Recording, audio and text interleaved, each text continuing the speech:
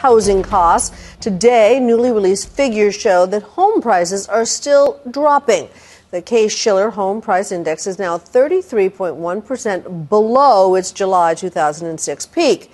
Sound like a good time to buy? Well, not so fast. Home ownership levels are falling, too, to their lowest levels since 1998. So what is going on? Is the American dream changing? What's the smartest move in the world of post-bubble real estate? Juju Chang set out to answer that question.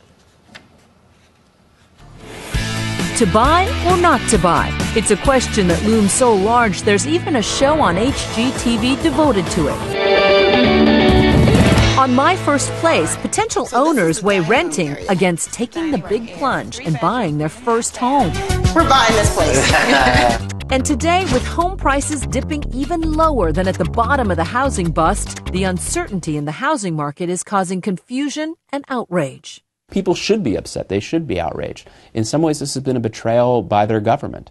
A betrayal in what sense? That the banks are doing well and homeowners are still struggling? The promise to help homeowners, which was instrumental in getting Congress to pass the legislation that enabled the government to bail out the banks, included a promise to preserve home ownership, and that promise has been broken. Neil Borofsky oversaw the TARP program, the government bailout of the banks in 2008. It is a privilege and honor to testify once again before this committee. He's been critical of the Treasury Department for rescuing the banks who sparked the crisis and leaving homeowners high and dry.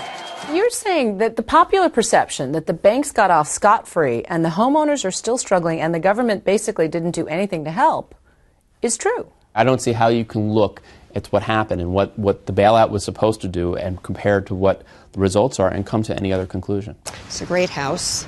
For Jeff and Karen Pryor, this is just terrible timing. They've been renting in Hoboken, New Jersey for 10 years and have been wanting to buy a house for the past year and a half. They just can't quite pull the trigger.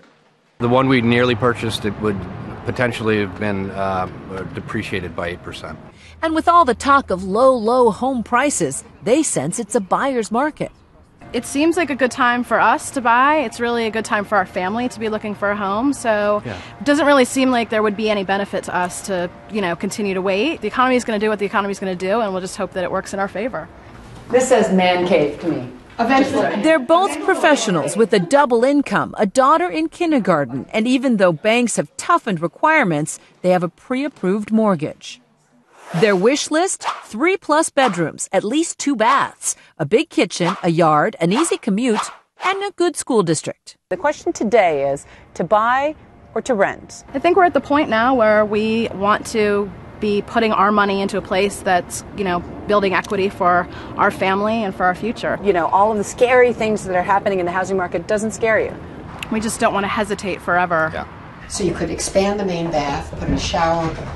That hesitation has been stalling the housing market. Just ask real estate agent Roberta Baldwin. What has this roller coaster ride in housing prices been like for your clients? The roller coaster ride has confused buyers across the board, no matter whether they're wealthy buyers who are buying over $1 million or they're first-time home buyers who have never done it before. They just don't know if they're making a big mistake. And they're looking back at the previous 10 or 15 years of real estate and saying, I don't want to do what these other stupid homeowners did. Maybe the way to do it is just not to buy. Home prices ballooned, doubling, even tripling from 1997 to 2006. But when the bubble burst, home prices lost all that value and then some. Today's figures show prices down over 33% from its peak. And since the bottom fell out, skittish buyers have been turning into renters. We have a rental desk in my office, and we're doing about 5 times the number of rentals we did 3 or 4 years ago. And not just for 1 year, they may be renting for 2 or 3.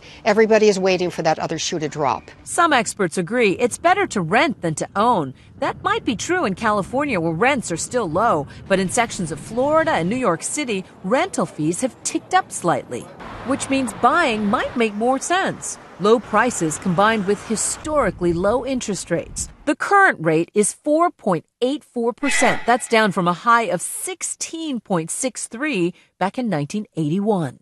Even so, economists believe the tide of foreclosures will continue to rise, while home prices will continue to drop. What's happened to the American dream? We have to go back to the old idea of why you owned a home, and that was for the pleasure and the love of that experience and all of the memories that you are going to create in a certain environment and the friends you're going to make and the happiness your children or your family will have. You mean not as an investment vehicle? Yes. I mean, that's the way my parents bought a house in 1956. I don't think it ever occurred to them they would make money on it.